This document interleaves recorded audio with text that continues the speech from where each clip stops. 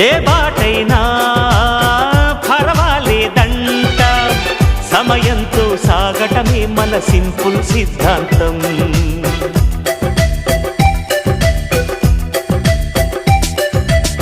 చిరుగాలికి పరిమళమిచ్చే సిరిమల్లెల వనమై ఉందాం, గగనాన్ని నేలను కలిపే హరివిల్లుల వంతెన అవుదాం. ఆనందం అంటే అర్థం మనమందా, ప్రతి పూట పాటై సాగే హుషారు సరిగమలో.